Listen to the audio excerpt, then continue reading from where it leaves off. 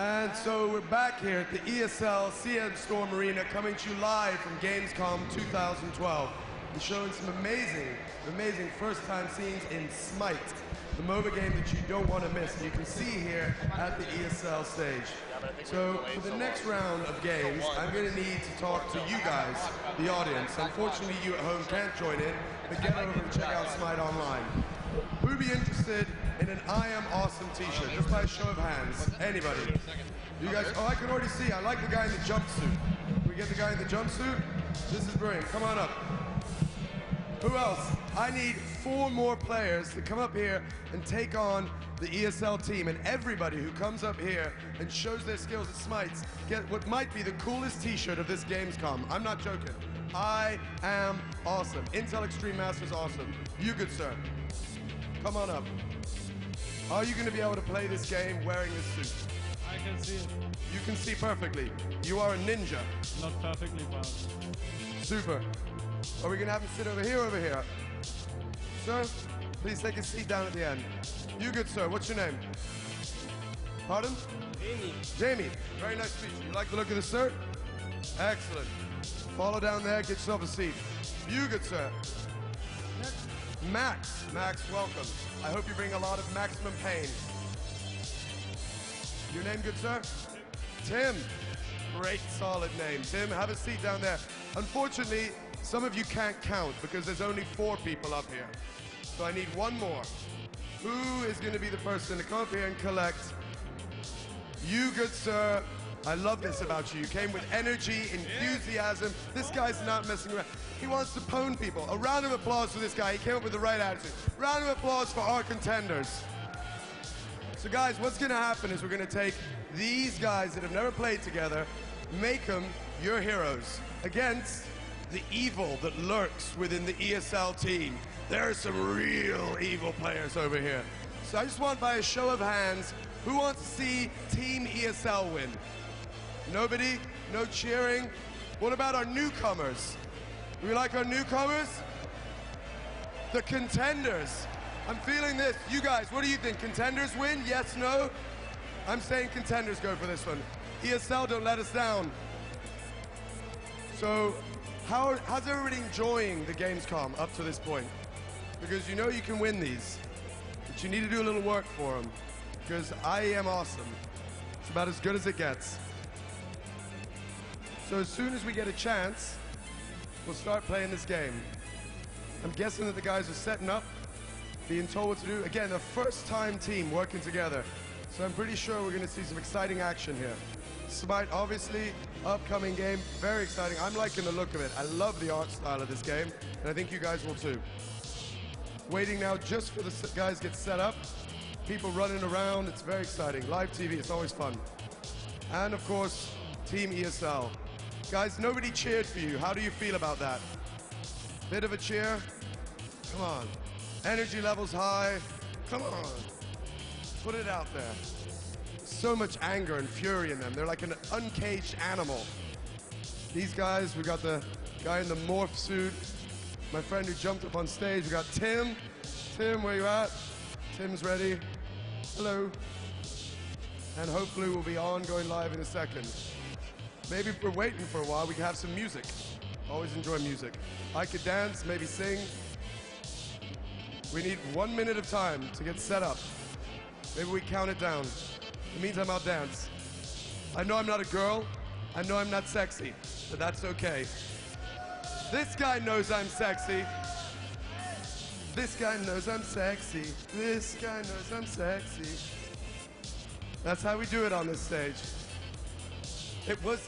I would like people to not refer to my sexy dancing as completely disgusting. Hey guys, who'd like a t-shirt? In order to get them, you're gonna have to come and see me though. I'm not gonna throw them over there.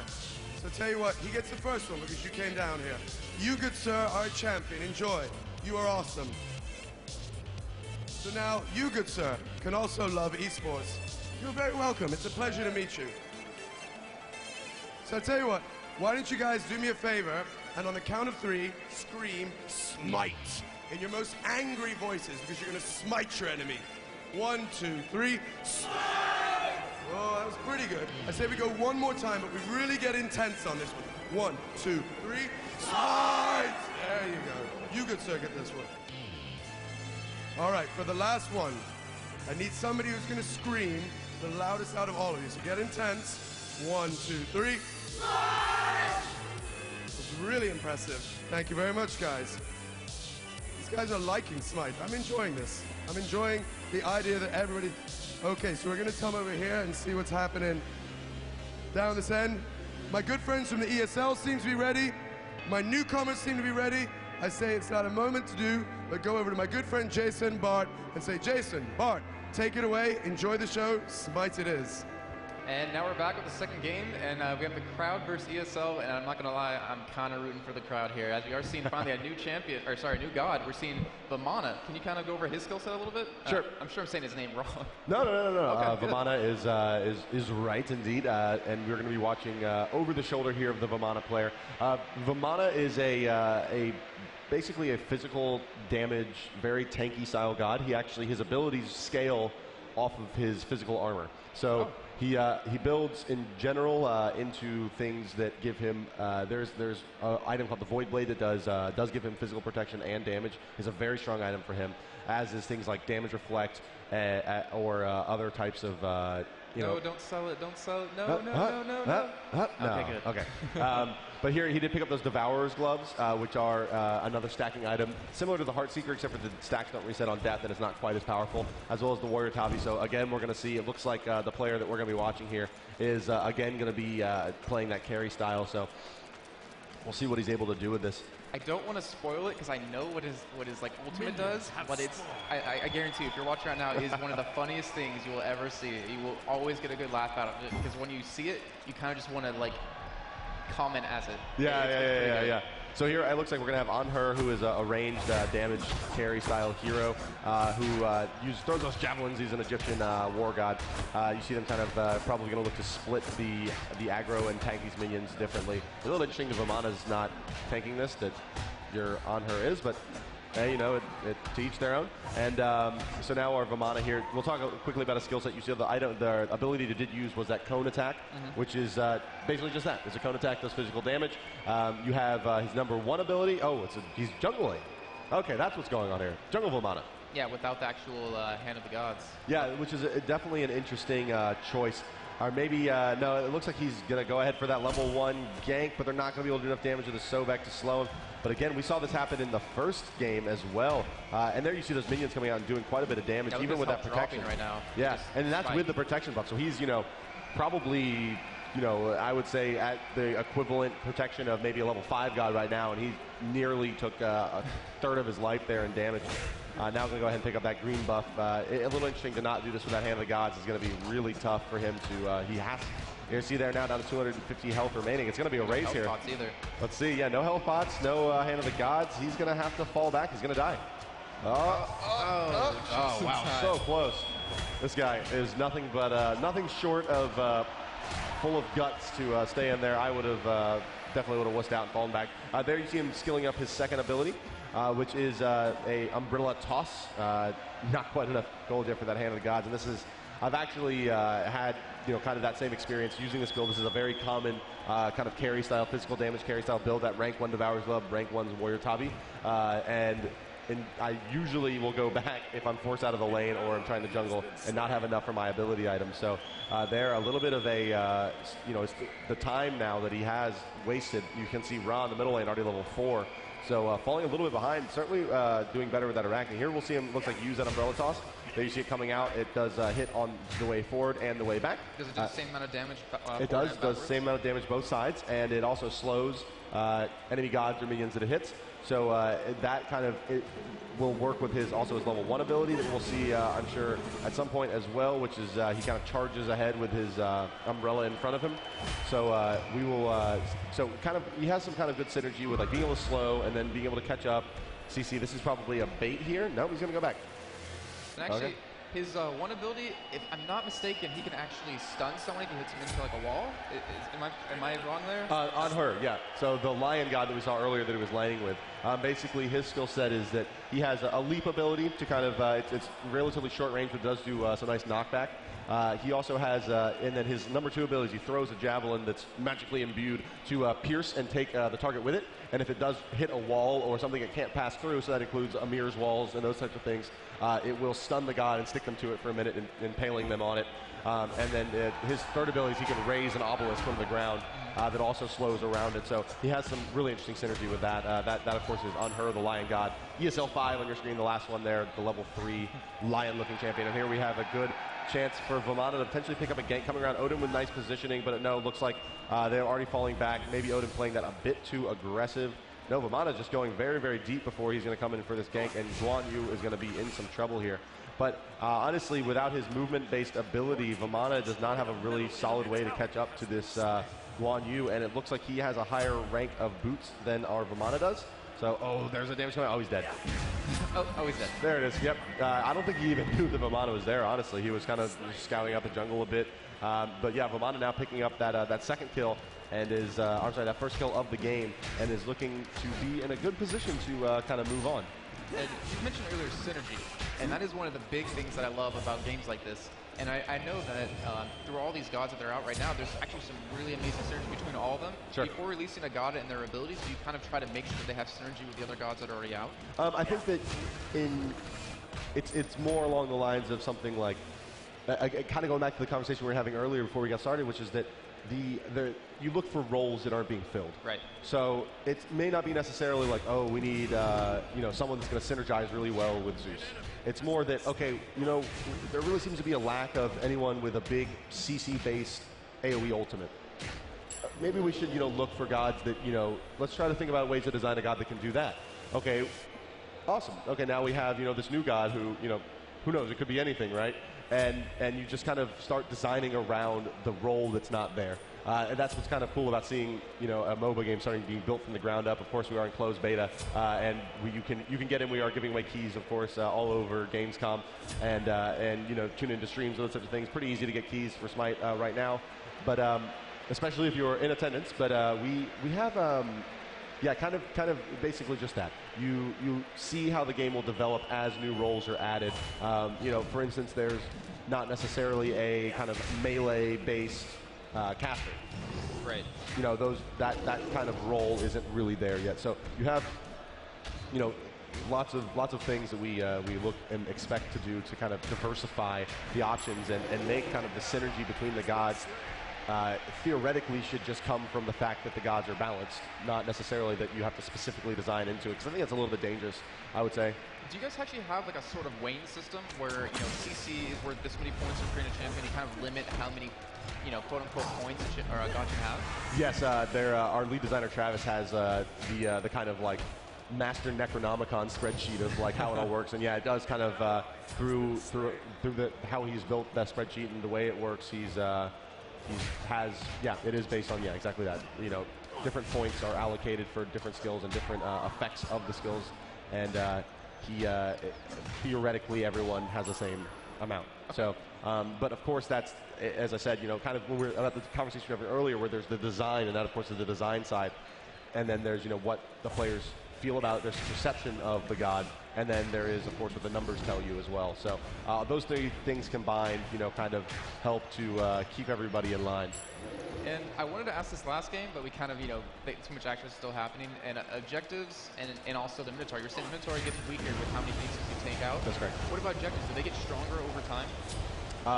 Yes, the jungle does not. The minions and the lanes do get stronger as time goes on, and no, but the global objectives do not get significantly stronger. I think the fire giant does scale some, but it is not. We're gonna see it start. We're gonna see his ultimate, I think, here.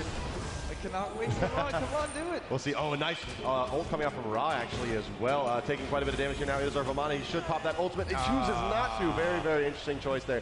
His ultimate does give him additional health regen as well as protections. And then even more health regen as people hit him. So each consecutive hit adds to his health regen. So and it lasts longer as well. That's right, and it will last longer. And so probably would have been a really good choice there to take that ultimate. But hey, it is what it is. There you see the damage recap, something we haven't seen very much of because the player we've been watching hasn't died very often. Yes. But that is, of course, another thing. And there you see him kind of bring up that tab screen, and you can see, as we were talking about, all the items that someone has, what they're building towards, and really look to get these build, counter build kind of situations happening pretty often. And even early game, oh, they're building lots of lifesteal, I'm going to get something that reduces their amount of lifesteal they're able to get. So we'll definitely see how this Vamana continues to go. A little interesting for him to not go. In general, I like to build like the protection boots on him and kind of protection and mana-based items so that I can spam the skills with their like pretty high scaling actually from the physical protection. So, but maybe against his team with Guan Yu, Ao Kang, Hell, all primarily magic damage characters, he said, okay, well the physical protection isn't going to help me that much. I'll be better off just going for straight damage. And here you see the ultimate coming out, the big baby, and stomping around there. He does get AoE attacks from using that. Quite a bit of damage now coming out. He's going to cancel that so that he can throw his boomerang, their umbrella ring, I believe that is called. There you see Guan Yu's ultimate, which the third hit does stun. And now they're going to maybe push this tower as the right tower goes down to that on her and Odin combination. And there you see the dangers, and there's his #1 ability, that charging umbrella. But there you saw the dangers of running away from a Ra. He did cast that light beam from the sky, and because the enemy was running away, it was able to hit him. I believe that was 3 times. Yeah, and actually, sorry, that big baby really gets me every time. And I remember when Guan Yu was released, he was extremely strong, and I really want to say he was overpowered. Yeah. I think that's fair. What's the general time frame you look at in releasing champion? Obviously, you do I'm assuming some closed testing of them, and then release them. Do you try to hotfix or try to tweak as soon as possible? That's all kind of depends on the amount that they're out of line with kind of the mean of So if a god is expected to have this kind of win rate and be this effective, and we see him a standard deviation above everyone else, it's okay, maybe that's a situation where you need to evaluate a hotfix and figure out something you can do very quickly. If it is like, yeah, he's probably a little bit strong, and it's because of something maybe we didn't foresee, or people are just playing him very, very well, hitting skill shots that we weren't able to land 100% of the time, but people do it 100% of the time in play. Okay, maybe you look to adjust that in the next patch. Then, of course, there's also just, in general, balance things. That, like, for instance, in the last patch, Anubis, one of the caster gods, had his cooldowns reduced because he wasn't... yeah. He already did so much damage before. He's a damage-dealing god, but he was not getting a lot of kills or wins. So not when I play him. He was buffed a bit. Yeah. But yeah, he is. I mean, he's very strong, but at the same time, he's also very counterable, using things like purification beads to wipe out his stun. There you see this Ra is just a beast, picking up those kills. And here we see our Vamana not afraid to dive the tower. Go baby mode. Ah. And then again, yeah, not electing to use that ultimate, and it can be very, very effective to use his ultimate. Wow. Wow, the jukes on this guy. All right, there we go. And it looks like he doesn't know that you can cancel that ability by right-clicking, which is really, really sick, because with him, actually, you can like umbrella rang into someone and then cancel it immediately while they're popped up, and then dump your other 2 spells before they land, and then run away while they're slowed. So Vamana actually has some pretty crazy utility with the combination of his skills if you do land them all kind of in the right sequence and consecutively. And speaking of utility, and speaking of how you release champions based on the fact of what we need, what about supports? Like, Sure. what about a support role? I mean, every champion we're seeing right now pretty much does damage. They're meant to build damage and do something, but we're not really seeing anything based around supporting your team. Sure. There is a couple of so the support kind of role is in Smite is more basically based on CC and those types of things. So like Amir, I would say, is a support god. Of course, he can be played as a damage, but I think most effectively he's played as a tank that's very hard to kill, that also has a lot of CC options and potentially built with increased mana pool and mana regen, those kind of things. But specifically healers, you have Hell, who does have a large AoE heal, can also remove CC in her white stance. That's a god can switch between 2 stances, has actually 6 abilities with 2 versions of each of her first 3. And then you also have Cupid, who's just come in. One of his abilities is to drop 3 hearts on the ground that if picked up to give healing and actually give him mana back. So we do have, it's kind of, more and more of those gods are going to be coming into the game as well. But with the buffs and the amount of sustain that many of these gods already have, you don't want to get into a position where you get into unwinnable, or you can't out-damage the amount of healing potential that's able to come out with the amount that the gods do scale with their magical power items. So I think that we will see more and more support style abilities in gods and roles. But we will see what the future holds. The next two guys that are on that 30 gods list do look like they're pretty damage oriented. So maybe not in the next couple weeks, but maybe after that we'll see some more support, some healing, maybe some ability to give mana back, those types of things to kind of. Again, yeah, those team comps make them a little, make them diverse. But for instance, Ra could be played very much as a support pusher. With healing. He can place a ground-targeted kind of cylinder where friendly gods and minions in it get healed, and that can make him into a very strong pusher. So what he can do is use his nukes to clear the wave in one spell, and then drop that healing down on top of his minions on the tower and push very, very, very strongly, and can be quite a menace at that. So it's definitely, it's kind of like building a damage hero in a support way is kind of your options right now is to, you can kind of build many of the gods as, I'm just going to carry everything, but you can also, very effectively make them supports. Here you see that Hell using that white stance, putting out that heal as well, and her sustain also as a pusher is very, very strong. Not to mention, we just threw out actually just slow as well, correct? I'm sorry? The thing you just threw out actually does slow as well? That's right, yeah. So here he's throwing out again. It's going to hit that Arachnid there. You see she is slowed, allowing him to catch up. Now maybe going to use the Umbrella to knock her up. Yep, here we go. Oh, nice juke though. But he's going to keep it moving. There you see Hell out. The gods briefly there glowed white, and now he's been tossed back into the tower. Needs to pop that ultimate. Come on, dude, do it. No, just doesn't care for large baby. I'm not gonna lie, that's probably my favorite god just because of that. And one thing that's really unforgiving, as we just saw right there, missing an attack, like attack, just normal attacking, is really unforgiving just because of the 50% reduction in speed. That's very true. And that's kind of like a skill cap thing. Yeah, that is kind of one of the harder kind of mechanics in Smite is that in team fights, if you are an auto attack based kind of physical damage character, that missing auto attacks is huge risk. And the reward is relatively high, but you have to you have to hit consecutively many auto attacks, put out that kind of damage and get the crit, the proc chance on the crit. But missing them does root you and potentially put you in a position where you're not going to be able to get back and actually get those hits. And there actually is an item, I believe, that actually does slow an attack and give you health. It's kind of like a well, actually, I can't think of the name in League of Legends right now. Frozen Mallet in League of Legends, Sange in Dota, and the Ice Brand in Han. So you do have some options there. And we talked about abilities before, and we have Hades and Ra and Odin. We talked about Odin before, we talked about Ra, but what about Hades? We haven't really touched on him yet. Sure. So Hades is another, actually, this team continues to kind of build those AoE presence gods.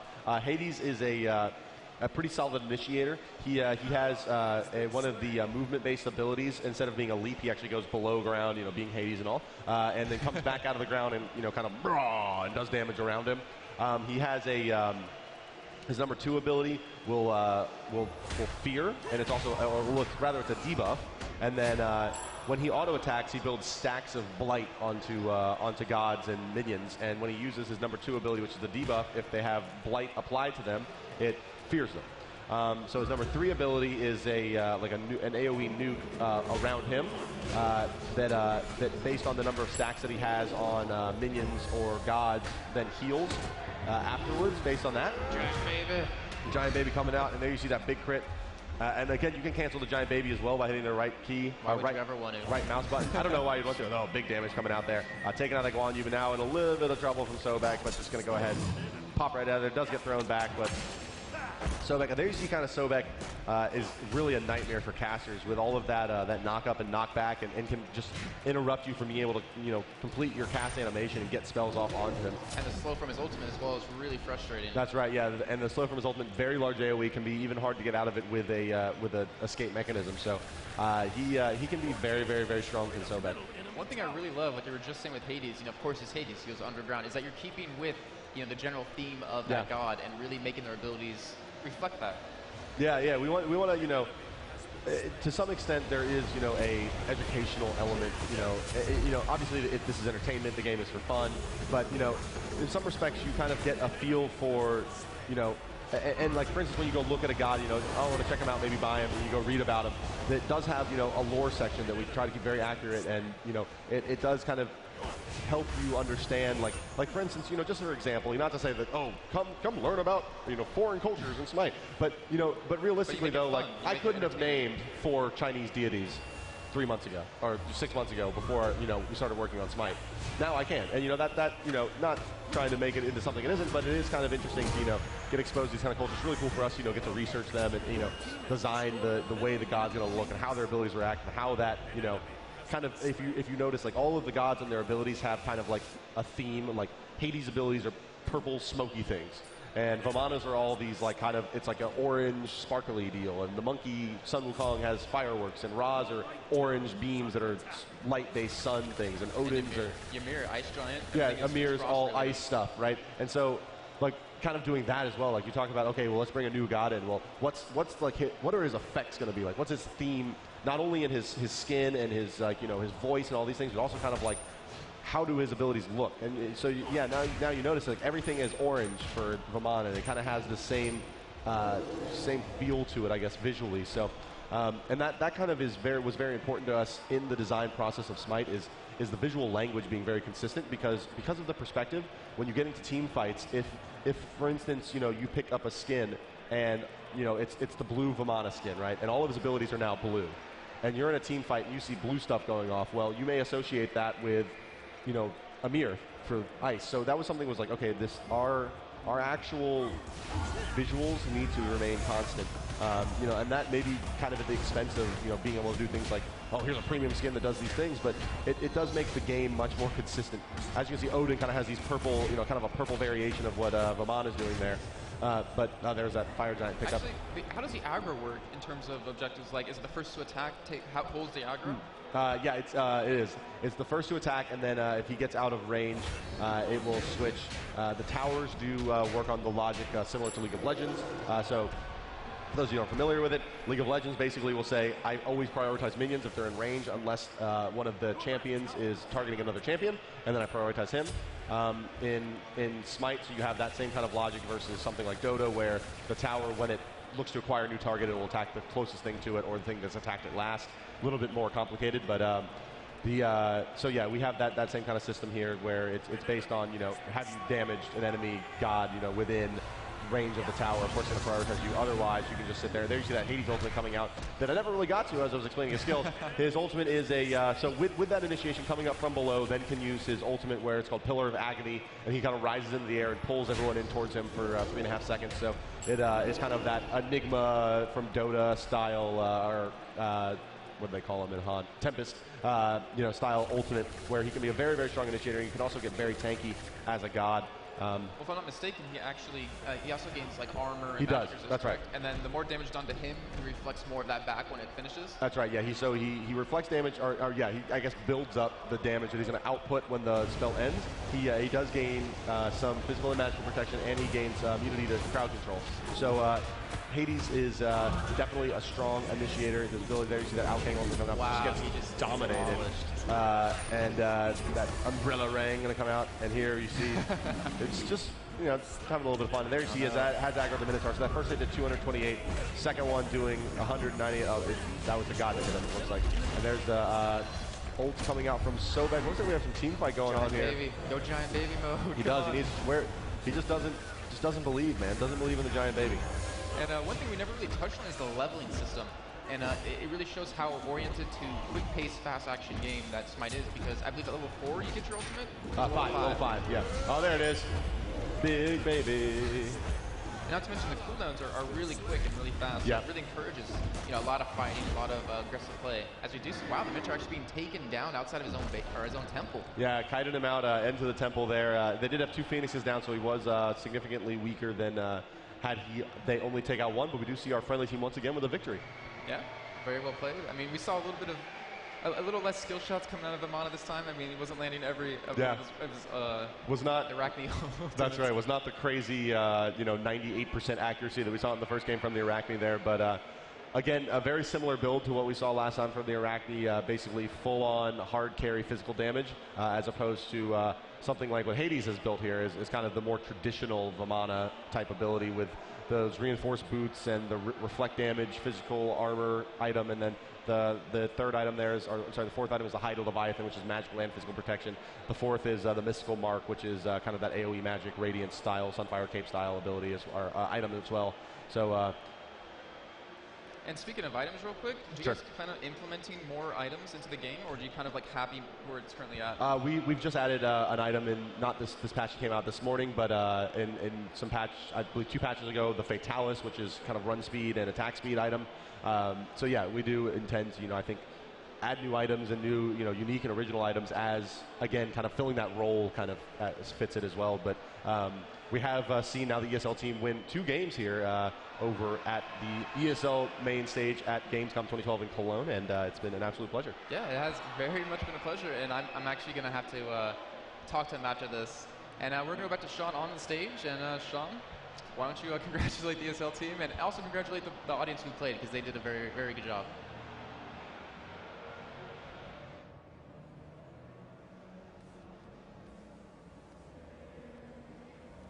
And that was another exciting round of Smite here at the ESL CM Storm Marine, coming to you live from Gamescom 2012. Now, if you like what you just saw, then you want to stick around, because I'm going to tell you how you can get in and play beta today.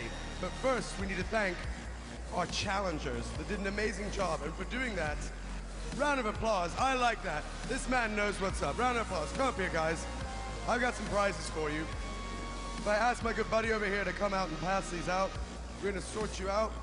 If it's not your size, head over to the ESL store on the back here, and we'll set you up with the right size. You can also go online and get these wicked t-shirts. Thank you so much.